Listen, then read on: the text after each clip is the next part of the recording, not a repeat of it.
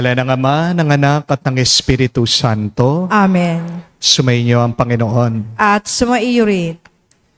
Mga kapatid, tayong lahat ay may hinahanap sa buhay. Tayong lahat ay may hinihingi sa Diyos. Pero bakit ba tila kahit na paulit-ulit tayong lumalapit sa Kanya, hindi pa rin niya tayo pinagbibigyan? Baka naman, mali ang iyong hinihingi. Para maging tama ang iyong paghingi sa Kanya, para mabuti ang iyong matanggap, naway magpaturo tayo sa Kanya, alamin natin ang Kanyang kagustuhan.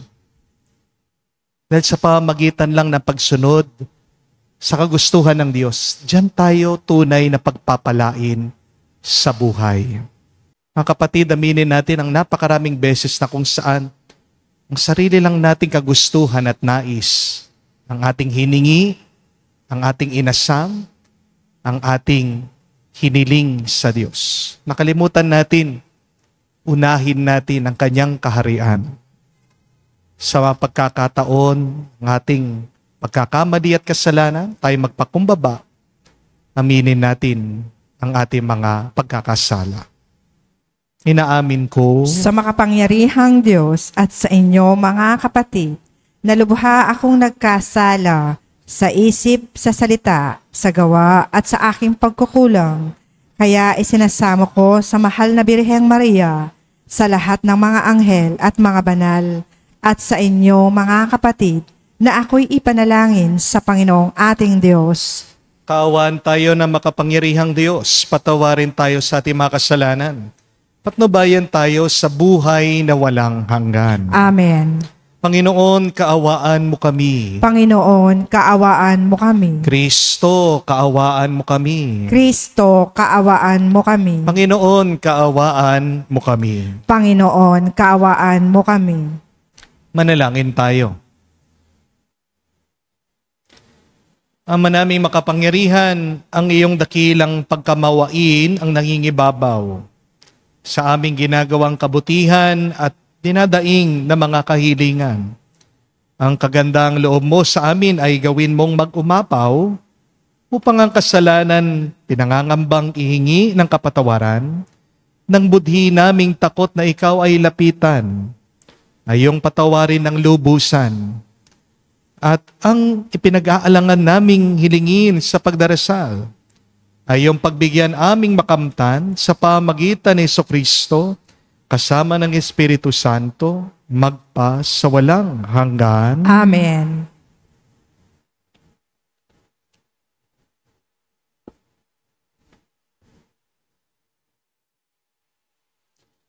Pagbasa mula sa aklat ni Propeta Malakyas. Mabibigat ang sinabi ninyo tungkol sa akin, sabi ng Panginoon. Ngunit ang tanong ninyo, ano-ano ba ang sinabi namin? Sabi ninyo, walang saysay ang maglingkod sa Diyos. Bakit pa natin susundin ang kanyang mga utos? Bakit pa natin ipapakitang tayo'y nalulungkot sa nagawa nating kasalanan? Gayong kung sino ang palalo ay siya pang pinagpapala. Hindi lamang iyon. Ang masasama ay nananagana at sinusubok pa nila ang Diyos sa paggawa nila ng kalikuan, ngunit hindi sila napaparusahan. Pagkatapos, nag-uusap-usap ang mga taong may takot sa Panginoon. Narinig niya ang kanilang usapan, kaya ipinatala niya sa isang aklat ang kanilang pangalan. Sila'y magiging akin, sabi ng Panginoon. Sa araw na ako'y kumilos, lubusan silang magiging akin. Kaaawaan ko sila, Tulad ng pagkalinga ng isang ama sa anak na naglilingkod sa kanya. Muli ninyong makikita ang pagkakaiba ng mabuti at ng masama, ng taong naglilingkod sa akin at ng hindi naglilingkod. Tandaan ninyo, darating ang araw na lilipulin ko ang mga palalo at masasama. Sa araw na yaon, matutupok silang gaya ng dayami at walang matitira sa kanila. Sabi ng Panginoon, ngunit kayo na sumusunod sa akin ay ililigtas ko at pagagalingin ng aking kapangyarihan na lulukob sa inyo gaya ng sinag ng araw. Ang salita ng Diyos. Salamat sa Diyos. Mapalad ang umaasa sa Panginoon tuwina. Mapalad ang umaasa sa Panginoong tuwina. Mapalad ang taong hindi naaakit niyong masasama upang sundan niya ang kanilang payot maling halimbawa. Hindi sumasama sa sinumang taong ang laging adhikay pagtawanan lamang at hahamak-hamakin ang Diyos na dakila. Nagagalak siyang laging magsaliksik ng banal na aral. Ang utos ng poon, siyang binubuhay sa gabi at araw. Mapalad ang umaasa sa Panginoong tuwina. Ang katulad niya'y isang punong kahoy sa tabing batisan. Sariwa ang dahot, laging namumunga sa kapanahunan. At anumang gawin ay nakatitiyak na magtatagumpay. Mapalad ang umaasa sa Panginoong tuwina. Ngunit ibang-iba ang masamang tao.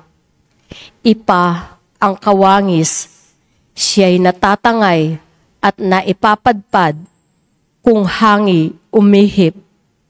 Sa taong matuwid ay Panginoon ang siyang mag-iingat, ngunit kailanman ang mga masasama ay mapapahamak. Mapalad ang umaasa sa Panginoong tuwina.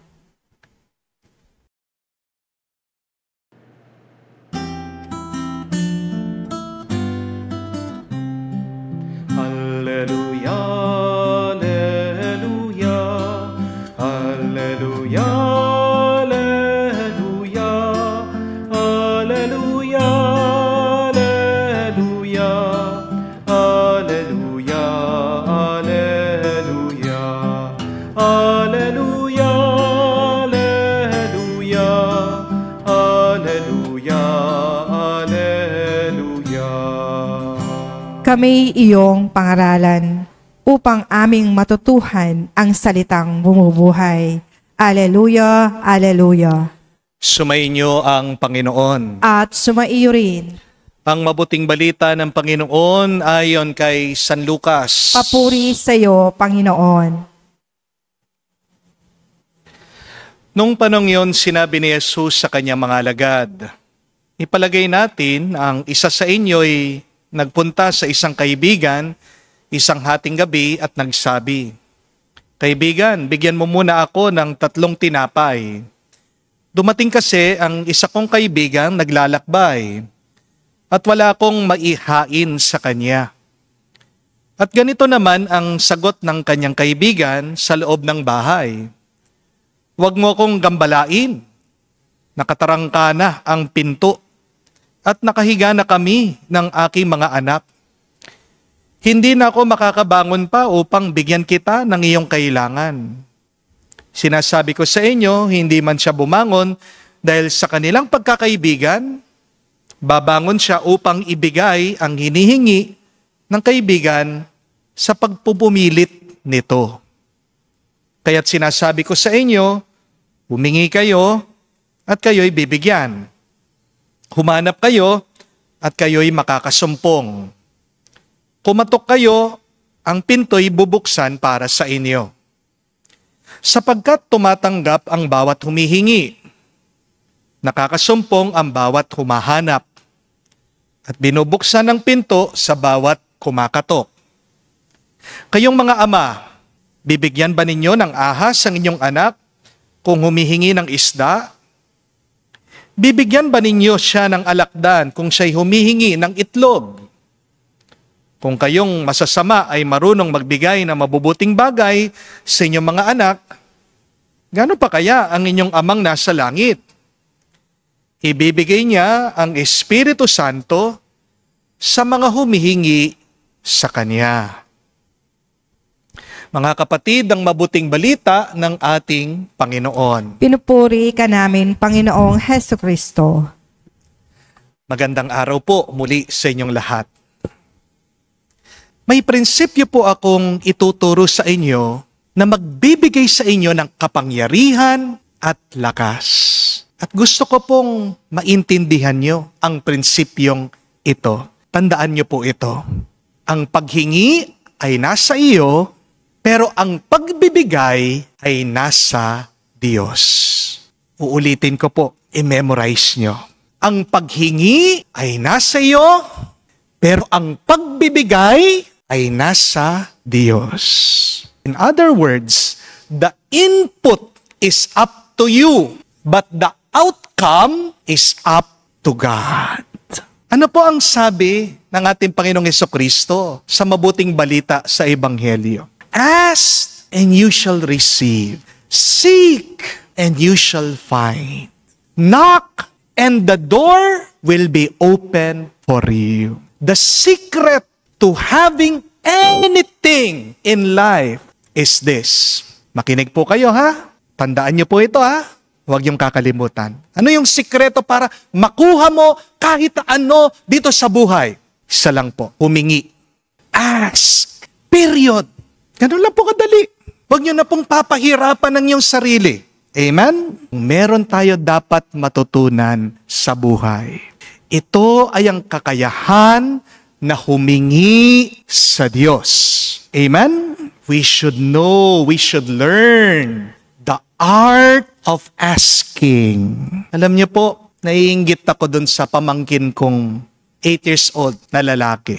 Ang galing humingi nung pong birthday ng tatay ko. Sinama po namin siya, kasama yung kapatid niya. Kumain kami sa buffet. Alam niyo, pagdating niya dun sa restaurant, 8 years old bata po, lalaki. Nabigla po kami, alam niya yung gagawin niya. Binigay po niya yung pinggan doon sa nagluluto, sabi niya, isa nga pong steak, yung pong well done. Gusto ko po yung brown, sabi niya. Alam niyo, tuwang-tuwa yung mga waiter, waitress sa kanya. Hindi lang binigyan ng isang steak. 3 steak pang binigay sa kanya. O nga naman po, no? Paano mo makukuha ang kahit na anong gusto mo kung hindi ka humihingi? Di po ba? What does to ask for mean? It means you say what you want. Ano ba talagang gusto mo? Alam ko po, mahalagang magtiis sa buhay. Pero wag lang puro pagtitiis. Di po ba? Bago ka magtiis, sabihin mo talaga kung ano yung gusto mo. Sabihin mo kung anong ninanais mo. Kasi mga kapatid, alalahanin niyo po, tandaan niyo, maiksi lang ang ating buhay. Iilan lang ang mga buwan natin. Iilan lang ang mga taon nating pamamalagi dito sa mundo. Kung ayaw mo, sabihin mo. Di po ba? Huwag mo na lang idadaan sa pagdadabog. Huwag mo na lang kukunin sa pagrereklamo.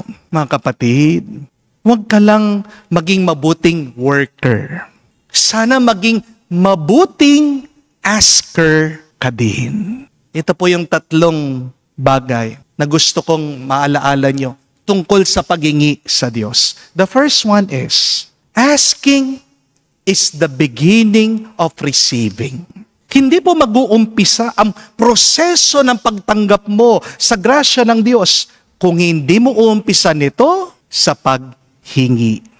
Nung minsan po ako'y nakasakay sa elevator, paakyat po ako sa radio station, 4th floor po. Tataka ako, 3 minuto na ako doon sa loob ng elevator. Di pa ako nakakarating dun sa floor na pupuntahan ko. Kala ko sira po yung elevator. Pagkatingin ko, hindi ko pa po pala napindot yung elevator. Sumara po. Nandoon ako sa loob, naghihintay ako.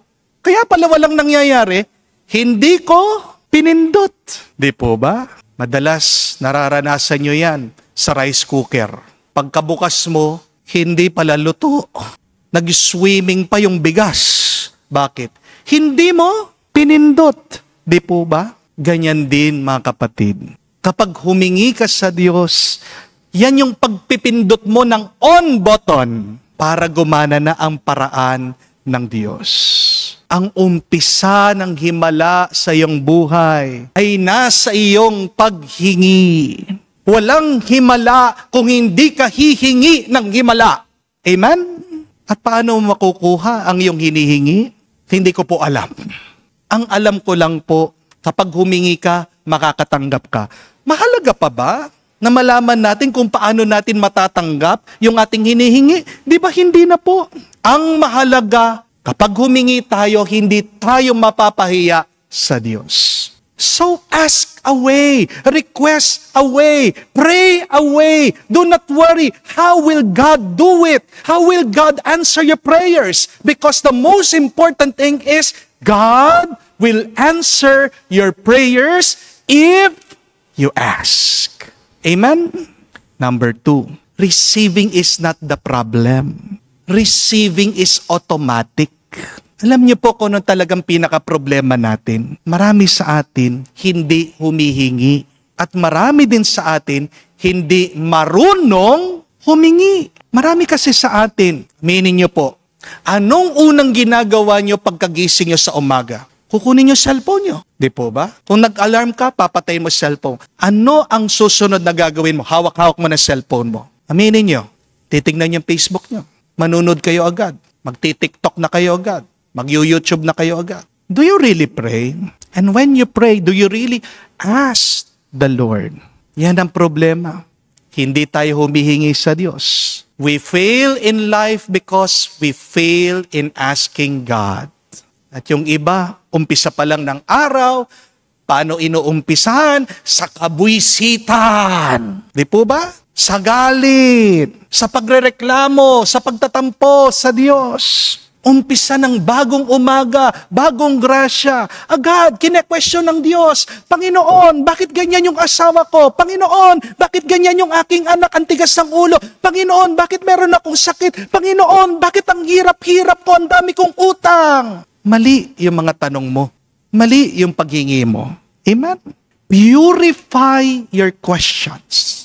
Perfect your asking. You will receive the perfect gift from God. You will receive the best graces from the Lord. Amen? Bakit hindi mo hingin o tanong? Instead, Panginoon, paano ba manunumbalik yung aming pagmamahala ng aking mister, ng aking asawa? Bakit hindi mo tanong sa Diyos? Panginoon, paano ba, anong gagawin ko para itong aking anak tumino? Tanong mo, Panginoon, sino ba ang tao na malalapitan ko para matulungan ako dito sa aking utang? Ano ba ang business na pwede kong buksan para ako'y kumita, umasenso sa aking buhay? Ask yourself this. Are you a good asker? Reflect on that. Baka naman, kaya hindi ka nakakatanggap kasi hindi ka marunong humingi. Mali ang iyong paghingi. At baka rin naman, marami sa iyong hinihingi ay hindi nakakabuti. Amen? Sa tingin niyo po ba yung mga korap na politiko nagdadasal? Oo naman, no? Ha? Sa tingin niyo po hindi nagdadasal ang mga masamang tao? Nagdadasal. Ang tanong, ano kaya ang dinadasal nila? Kung ganito sila manalangin, Lord, sana po hindi ako mahuli sa aking pangungurap. Sana po hindi ako makulong dito sa aking mga ninakaw sa kaban ng bayan. Sana po, Panginoon, ligtas niyo ako. Sa tingin niyo po ba, igagrant, sasagutin ng Diyos yung kanilang panalangin? Alam natin ang sagot dyan. Isang malaking hindi. Di po ba? Kasi yung kanilang hinihingi, hindi mabuti. Amen? So ask yourself that question. Are the things that I am asking the Lord for, really good for me? Are the things that I am praying for are really for the good of many? Nakakabuti ba talaga sa akin at sa ibang tao yung aking hinihingi? Kasi sabi ng Diyos, hindi daw niya bibigyan yung bata ng alakdan kung hinihingi niya itlog. Hindi magbibigay ang Diyos ng ahas kung hinihingi isda. Ibig sabihin, ang lahat ng binibigay sa atin ng Diyos ay mabuti at nakakabuti sa atin at para sa iba. Amen? So, ask rightly, you will receive rightly. There is no problem in receiving. The problem is, you are wrong in asking. Third and last, receiving is like the ocean. There is plenty. Tandaan niyo po yan ang pagpapala ng Diyos. Hindi kakaunti. Hindi tayo tinitipid ng Diyos kapag nagbibigay siya. Sabi nga niya, siksik, liglig, at umaapaw. Kung sobra-sobra pala ang grasya ng Diyos, anong problema? Bakit hindi natin natatanggap yung ating hinihiling sa Kanya? Ito po ha, kasi baka naman, nagdadala ka ng kutsarita kapag tumatanggap ka na ng grasya sa Diyos. Kung isa palang dagat ang blessing ng Diyos, ano dapat ang lalagyanan mo? Tasa? Dapat magdala ka ng timba. Di po ba? Magdala ka ng batsa. Di po ba? So ask yourself that question. What is your container in receiving God's grace? Marami sa atin gustong makatanggap ng sobra-sobrang grasya. Pero anong problema? Hindi sila handa.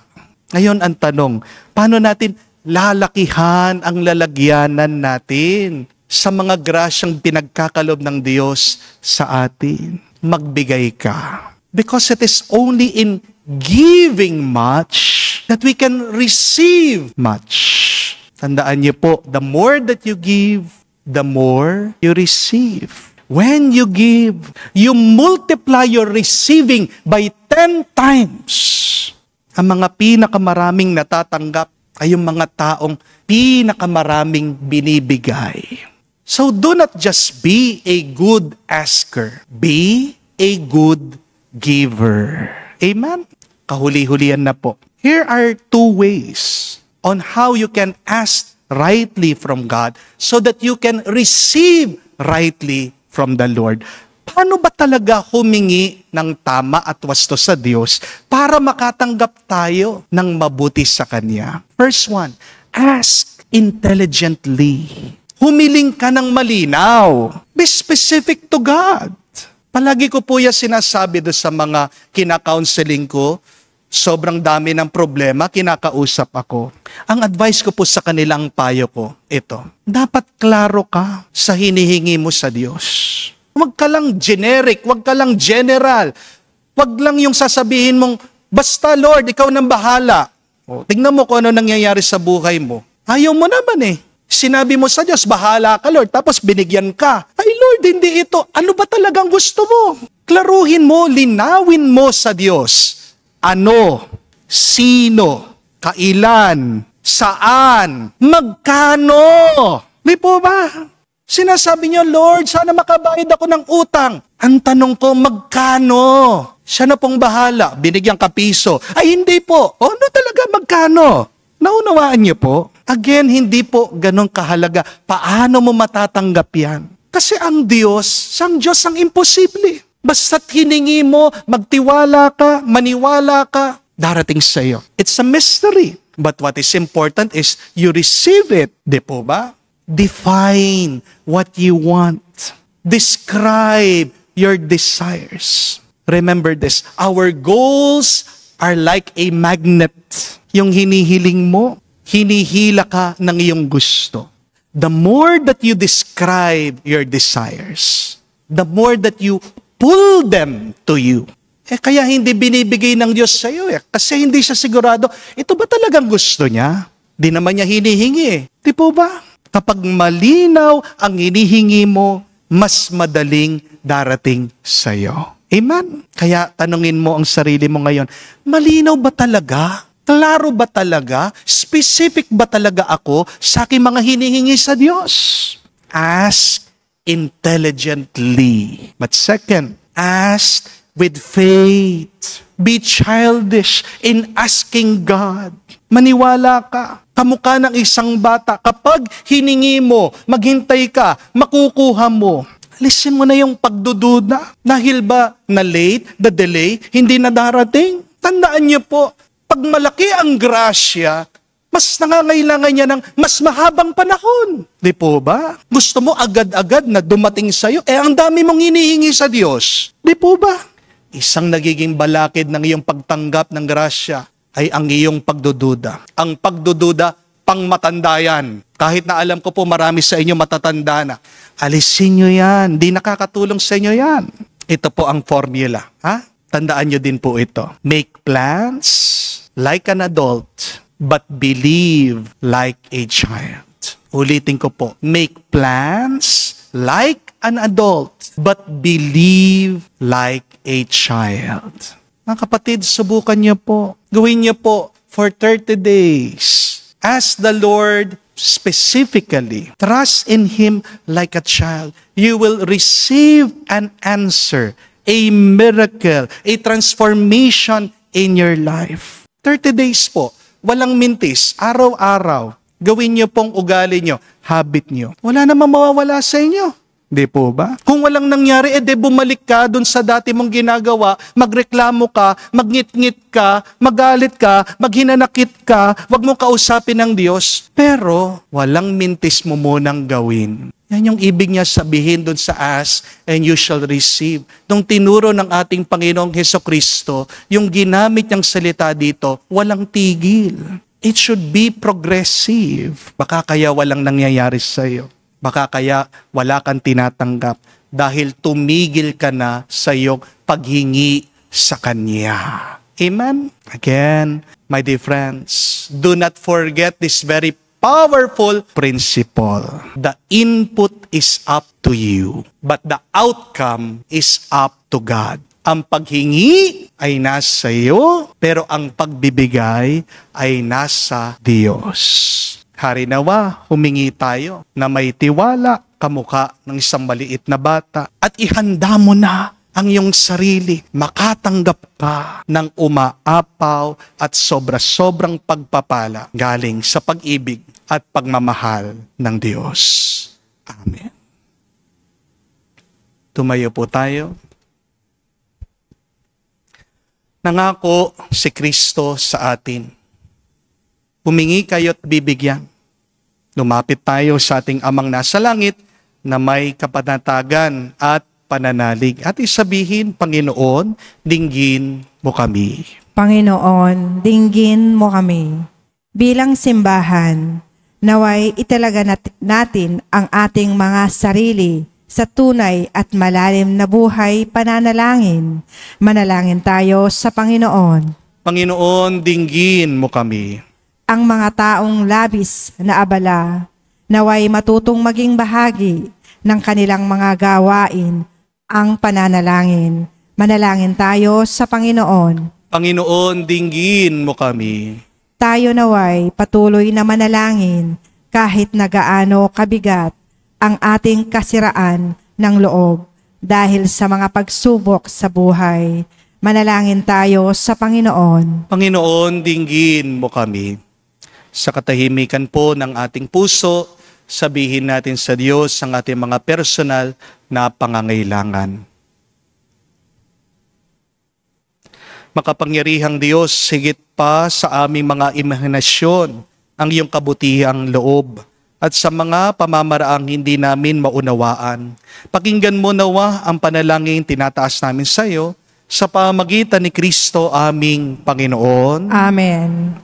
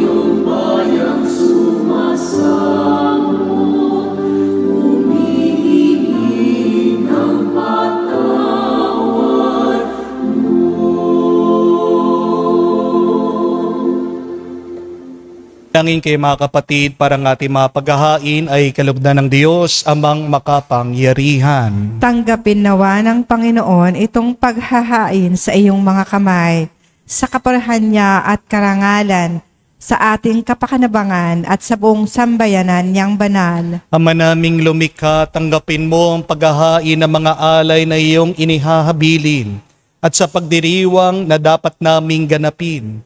Ang kabanalan ng iyong pagliligtas naway sumaamin sa pamagitan ni Jesucristo kasama ng Espiritu Santo, magpa sa walang hanggan. Amen. Sumainyo ang Panginoon. At sumayo rin. Itaas sa Diyos sa inyong mga puso at diwa. Itinaas na namin sa Panginoon. Pasalamatan natin ang Panginoong ating Diyos. Marapat na siya ay pasalamatan. Ama naming makapangyarihan, tunay nga marapat ikaw ang aming pasalamatan. Pinagbibigyan mong itong aming maihayag, kahit na ito'y walang anuman maidaragdag. Sa kadakilaan sa iyo ay likas, sa pagpupuri namin ay nakikinabang, ay kami rin iyong pinakikiharapan sa pamagitan ng iyong anak na minamahal. Kaya kaisa na mga anghel nagsisiawit na papuri sa iyo. Nang walang humpay sa kalangitan kami nagbubunyi sa iyong kadakilaan.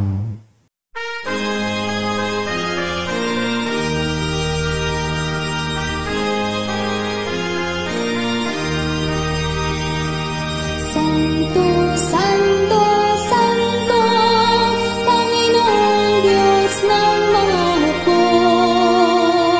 Napupuno ang langit at lupa ng kadakilaan mo.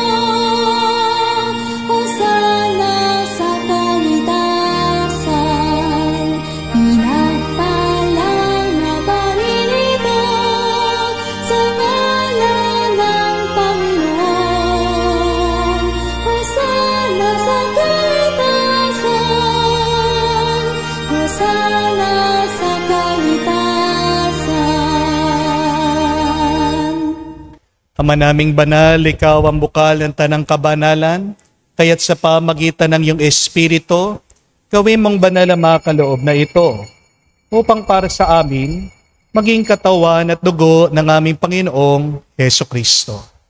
Bago niya pinagtiis ang kusang loob na maging handog, hinawakan niyang tinapay, pinasalamatan kanya, pinaghati-hati niya iyon, inabot sa kanyang malagad at sinabi, tanggapin ninyong lahat ito at kanin. Ito ang aking katawan na ihahandog para sa inyo.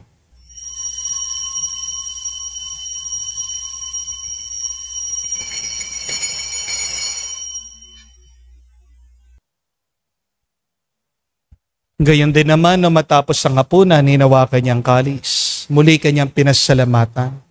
Inabot niya ang kalis sa kanyang malagad at sinabi, tanggapin ninyong lahat ito at inumin. Ito ang kalis ng aking dugo ng bago at walang hanggang tipan. Ang aking dugo na ibubuhos para sa inyo at para sa lahat, sa ipagpapatawad na mga kasalanan. Gawin ninyo ito sa pag-alaala sa akin.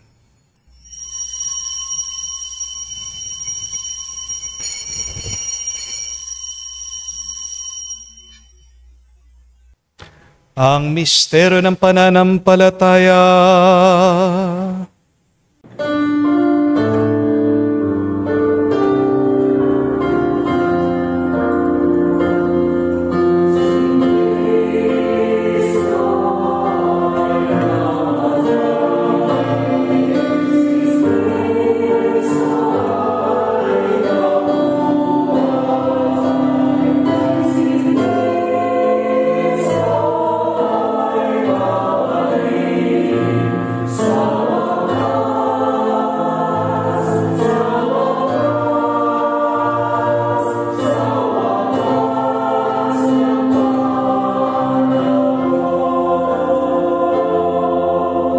Ama, ginagawa namin ngayon ang pag-alaala sa pagkamatay, muling pagkabuhay ng iyong anak.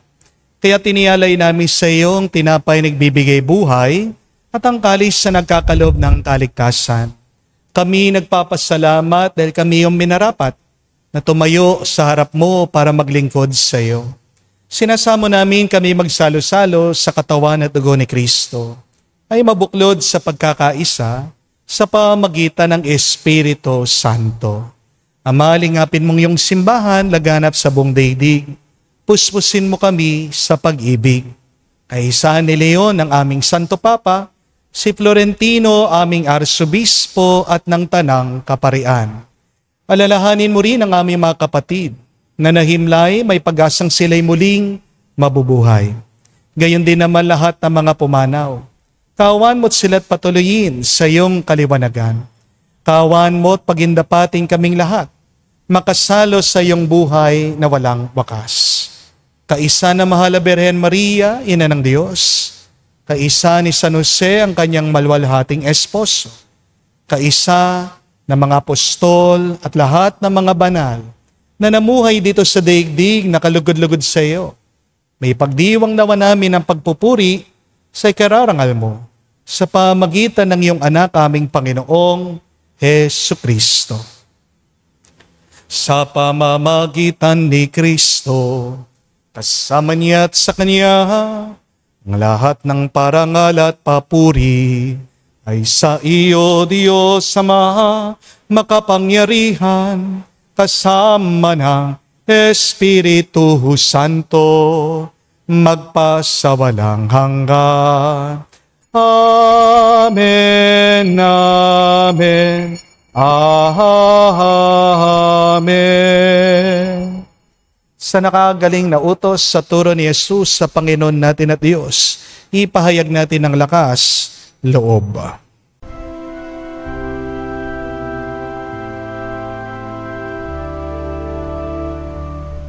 Ama namin, sumasalangit ka, sambahin ang ngalan mo, mapasa amin ang kaharian mo, sundin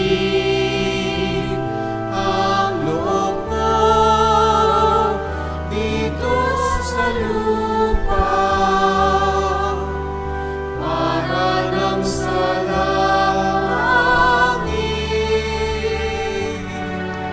Bigyan mo kami ngayon ng aming kakanin sa araw-araw, at patawarin mo kami sa aming mga sala, para ng pagpapatawad namin sa nagkakasala sa amin.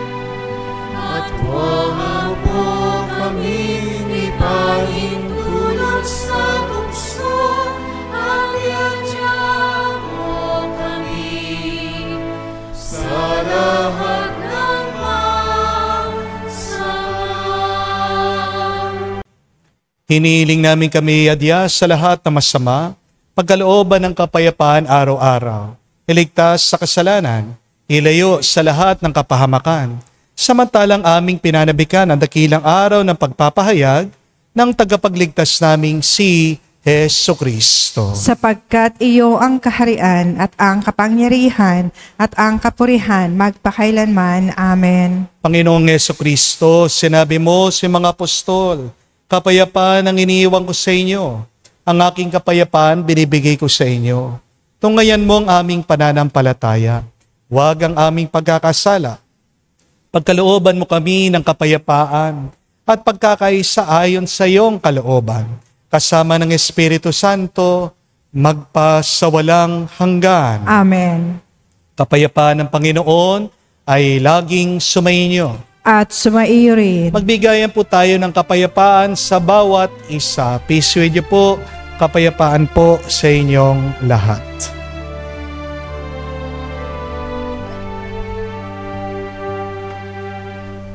Kordero ng Diyos na nag-aalis ng mga kasalanan ng sanlibutan, maawa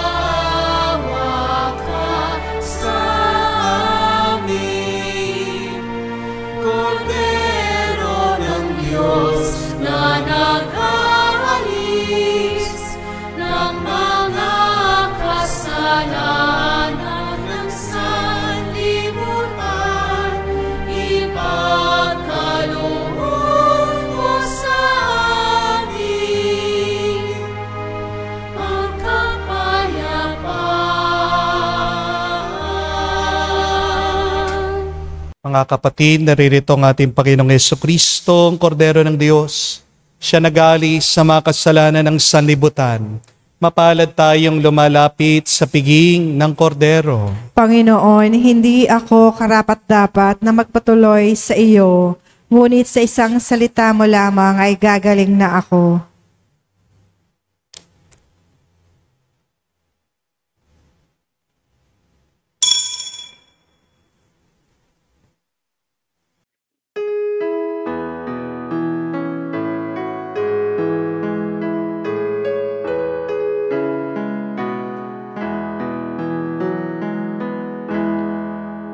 Tinanggap ko ang buhay na Diyos, puso ko ay nakalahak.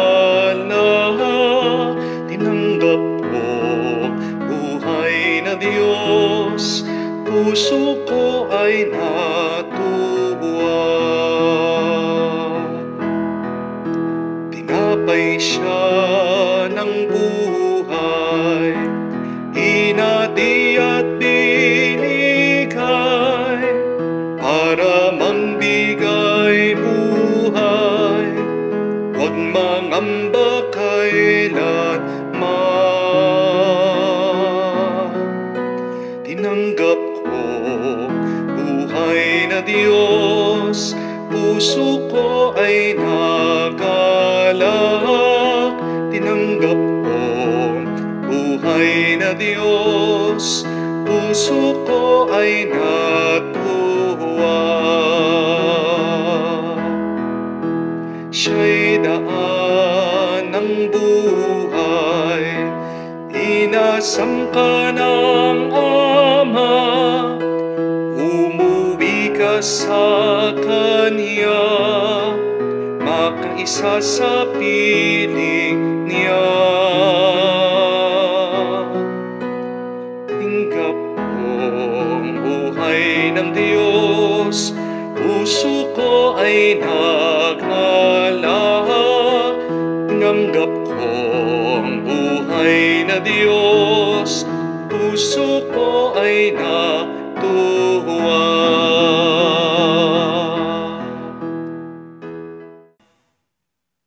Manalangin tayo. Ama naming mapagmahal, pagkaloob mo sa pagsasalo namin sa pagkait inuming banal, kami ay maging katawan ni Kristo na aming pinakinabangan sa pamagitan niya, kasama ng Espiritu Santo, magpa sa walang hanggan. Amen. Muli po, mga kapatid, wag lang kayong magtrabaho ng mabuti. Humingi din kayo ng mabuti sa Diyos. Do not just be a good worker, but be a good asker. Because the input is up to you, but the outcome is up to God. Ang paghingi ay nasa iyo, pero ang pagbibigay naman ay nasa Diyos. Paano humingi ng mabuti? First one, ask intelligently. Klaro ba? Malinaw ba? Payak ba ang iyong paghingi sa Kanya? Maraming salamat po doon sa mga nagsasend ng prayers. Yung mga hindi pa po nagsasend ng prayers, na pwede kong dalhin doon sa Roma, kay Padre Pio, sa Lourdes, sa Fatima. Sulat niyo po, be specific. Lagyan niyo po talaga ng detalye.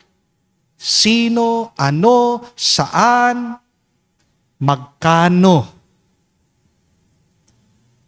Huwag niyo lang po sasabihin, bahala na kayo. Pagkatapos, bandang huli, nagre-reklamo kayo.